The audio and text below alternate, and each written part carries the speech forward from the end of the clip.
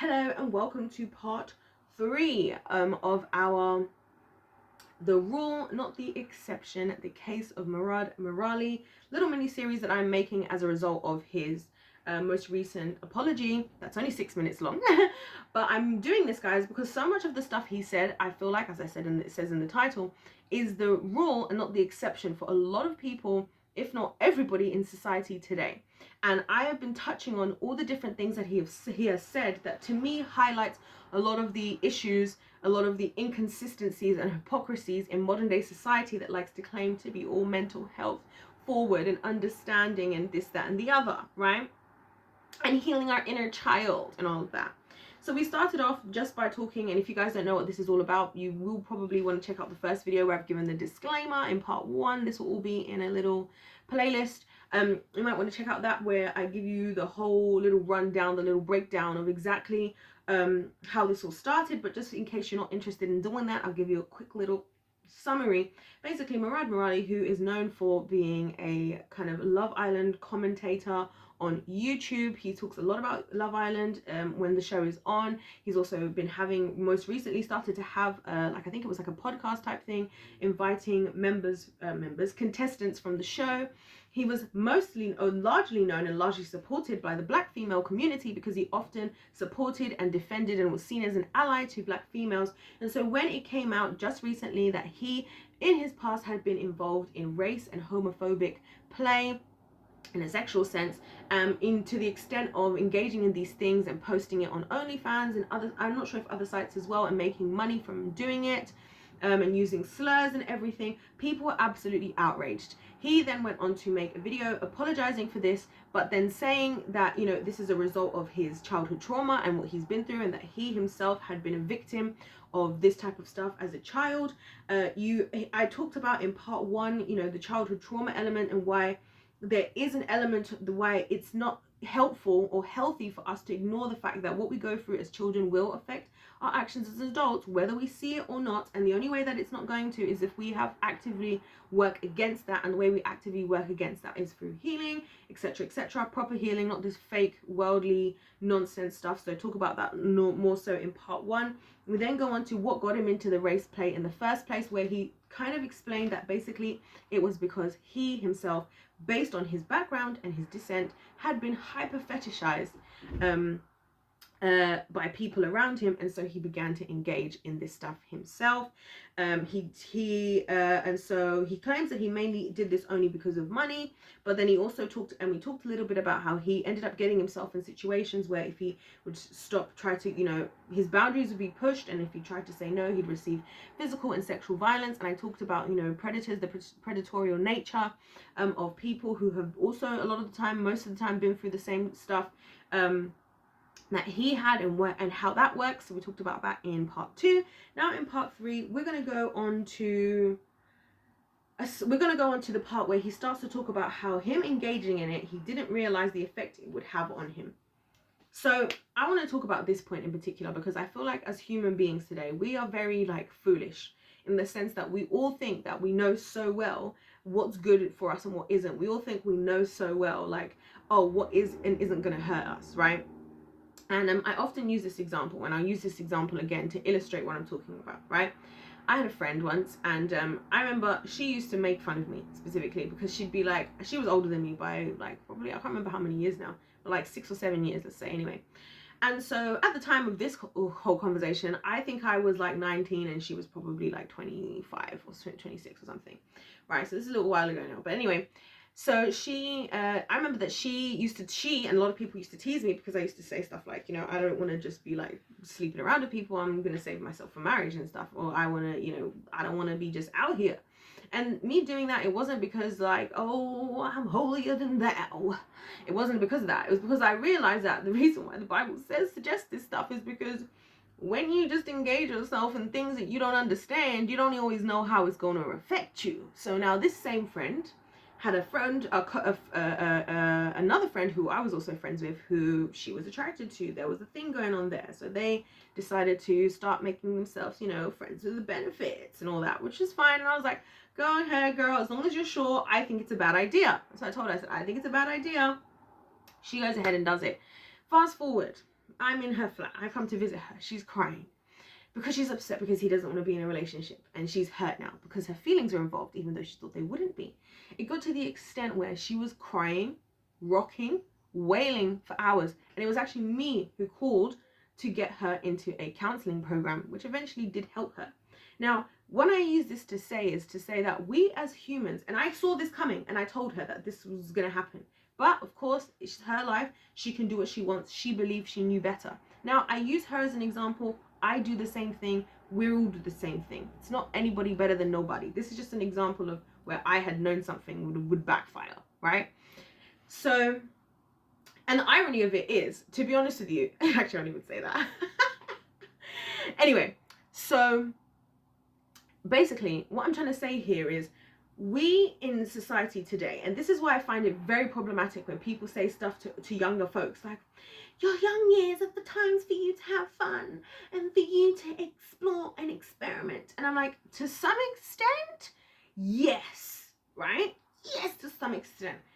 But no, overall. Because what you should have done, what should have happened is in childhood, you discover your interests, your skills, your gifts, your talents, and whatnot. And you have people around you. You have a village. You're supposed to have a village who nurtures you through wisdom and knowledge, so that when you're thrown into the adult world, you have the wisdom to know, that, for example, putting yourself in that position ain't worth it. But of course, that's not what's out there. And so what then ends up happening is people engage in a bunch of things, whether as children or whether as into their early 20s and 30s, right? Which is when everybody's like, just forget, don't think so serious, just experiment. And things end up backfiring. Things backfire that then people have to deal with for the rest of their life. Maybe you slept around with so many people and then you end up impregnating somebody, the wrong person, but you always told yourself you would never be a deadbeat dad. So now you marry this woman even though you don't want to marry her. And these are the things that you didn't realize were going to affect you. Do you see what I'm saying? Or as a woman, you think, yeah, my roaring 20s, when I'm 30, I want to settle down. And then you realize, like, a lot of men have an issue with women with high body counts. Let's just be real. Okay, and they are more bothered about it than we are as women, to be honest with you. So yes, your actions are going to affect you as an adult. Do you see what I'm saying? You might first of all be like, I want to get my whole body covered in tats. I want to have sleeve here, sleeve there, blah blah blah.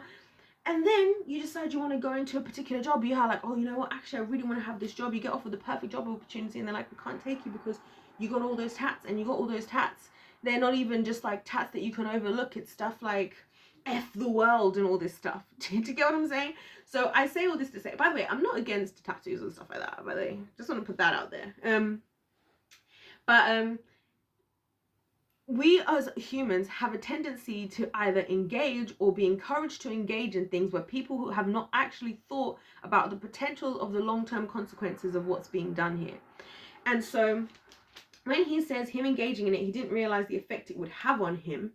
Yeah, that's how it works. Energy cannot be created or destroyed. You're engaging in an interaction, in an energy transfer, right? And sex, if we're being honest, is the highest level of energy transfer you can experience with somebody else. And that's why I find it so problematic that we keep underplaying it. And I get why people underplay it, because people want to justify being promiscuous. People want to justify just throwing themselves out there. Ladies want to justify just flinging their legs open for whoever they want to fling their legs open for. You know, men want to justify it as well. It's problematic. A lot of people's issues come down to this. Do you know how many people who have been promiscuous and whatever, when they now have to be in a loving relationship and actually make love for the first time, as cringy as that might sound to hear for some of you, right? They can't do it. Now all of a sudden, little Johnny don't work no more. Okay?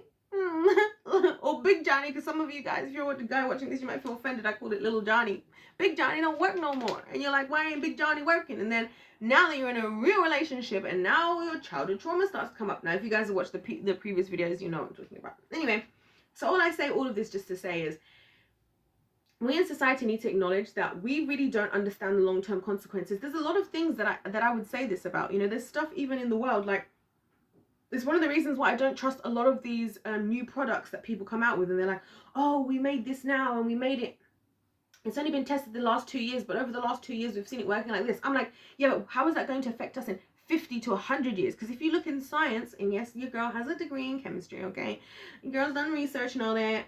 If you look into science, a lot of the real observations that were made, they were not made over like short periods of time. People saw things from looking at like a huge block of time, like 50 years or 100 years, and then they're like, oh, we've now realized that the underlying reason why all these people were dying is because of this thing that we thought was safe. And this is why I think we're all stupid about the Lord. So anyways, so he says he's been in therapy for the last 4 to 5 years dealing with all of this stuff, right? And I'm glad that he has been. Coming from his culture, oh, do I want to talk about this here?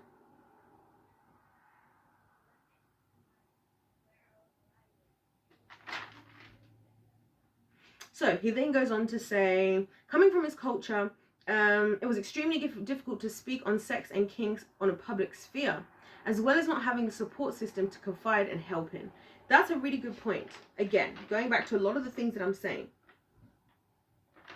is that first of all, he highlights two very key things that I think are a part of what is necessary on a proper healing journey.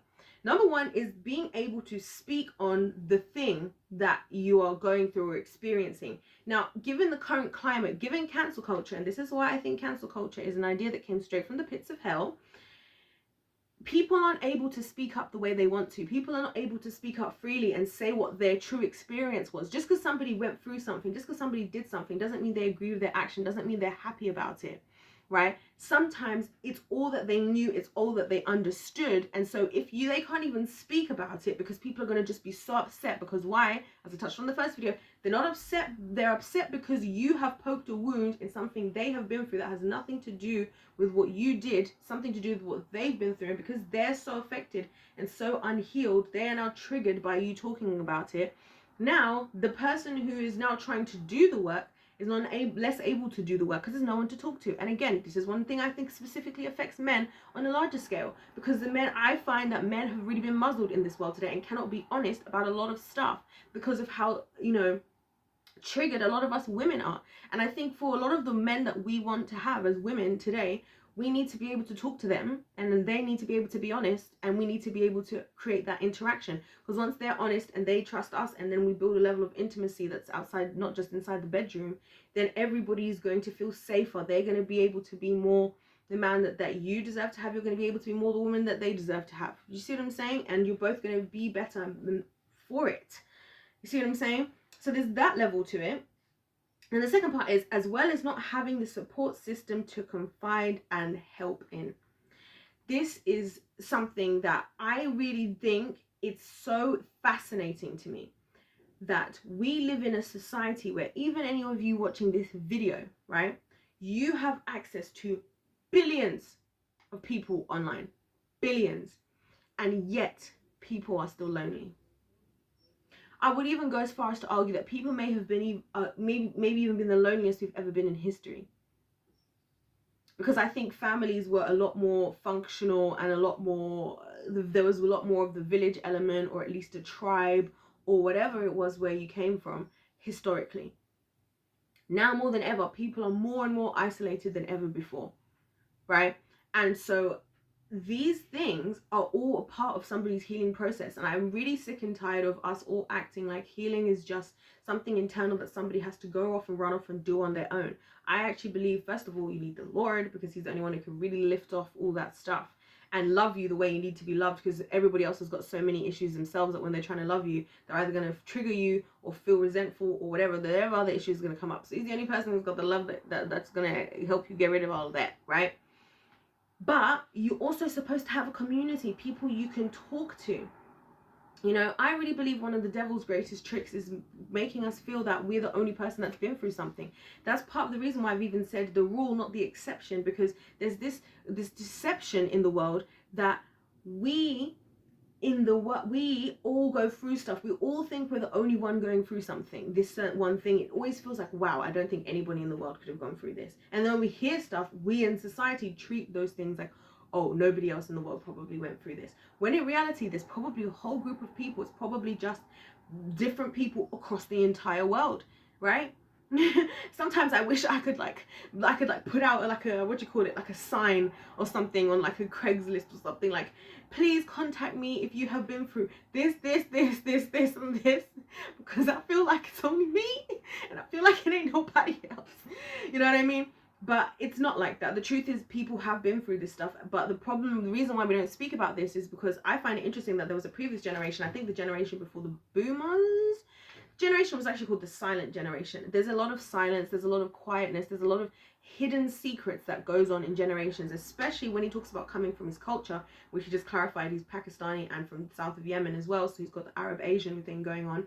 I can sympathize with that, like I said, as an African, not the same, of course, different, but similar in a lot of senses, of culture being another thing where, whoo, if you a younger person, you for sure ain't got nothing to say. And you for sure ain't gonna try and say that, hey, somebody did something, and you for sure better shut the heck up because we all shut the heck up, and you better shut the heck up because you gonna be silent. So it is problematic for people's healing because, like I said, energy cannot be created or destroyed. So when an energy exchange happens, that energy is still there. It's just undealt with. And I already talked about, I think in part 1, the results of what happens when we don't deal with stuff like that. And so that's where I think it's really important for us to consider the fact that we do need to, if we really, and I've told you guys before, those of you on my channel have heard this so many times, probably hundreds, because I have like well over 500 videos. Check them all out if you haven't. I've said before that this is why I believe all this mental health stuff and whatever that people talk about in the world today is a scam. Because most of the time people are saying that, and they say that when it sounds nice, and it's like someone's like, well, I deal with depression and social anxiety, and sometimes I just can't get out of bed, and sometimes I just get really anxious in public and have a panic attack. And there's nothing, and that is a form of mental health, don't get me wrong.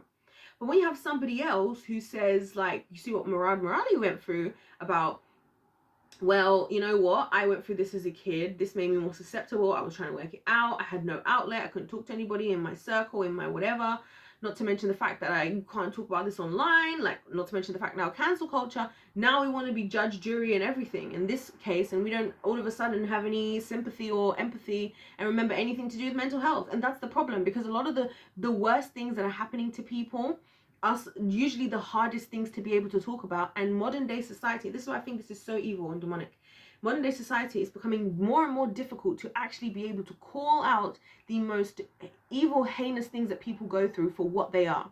It's becoming more and more difficult. It's becoming more and more difficult for us to actually deal with these issues at the root, because people are so charged up or emotional about whatever the version or understanding that they have about something. Do you see where I'm coming from? So anyways, I'm gonna wrap that up there, because we're gonna go into the next video where he goes on to talk about is he making an excuse? He starts to he still says that this is not an excuse, and he starts to acknowledge his racial hypocrisy. And then he starts to ask questions like, because of his previous engagement in race play, is he able to sympathize with minorities, or is he a hypocrite? So we're going to start to talk about that, because I think that's interesting. And he throws a lot of questions out there, kind of like, is him talking about aiding and abetting this institutional forms of racism, or is it a dark kink? He starts to ask these two questions on either side, and I think these are genuine questions that we should discuss. So we're going to go into, in part 4, discuss this. I haven't done a long video thing like this in ages, but I really think this is important to talk about. And since he's just come out, and I'm sure a lot of people are going to watch this and feel a lot of the emotions I've spoken about previously, I really wanted to just like immediately say all of this stuff and open this conversation, because as you guys know, over here on Queendom TV, for those of you who don't know, if you're feeling the vibe and you want to join the tribe, hit that subscribe button and let me know your thoughts in the comment section. You will know that I'm happy to hear everybody's perspective, because, and the reason why I say this, guys, I'm a true believer that the truth is going to be found. We're all going to hold a piece of the truth inside of each one of us. Not to sound like cringy to what some of you guys might think, but our experience, what we've seen, what we've heard, when we speak together, when we can be understanding with one another, when we can try to understand in one another more than we're trying to be understood, we can actually find the right way of doing things, and we can find the solutions, which is why I want to hear people that disagree with me, because you might have some really good points.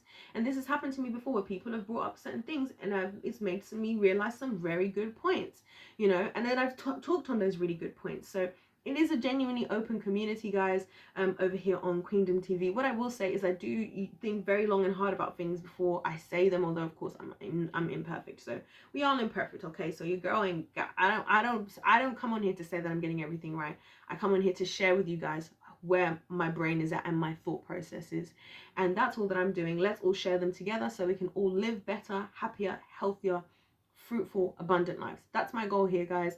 I love every single one of you. God bless you all. I'll see you in part 4 in my next one. Goodbye.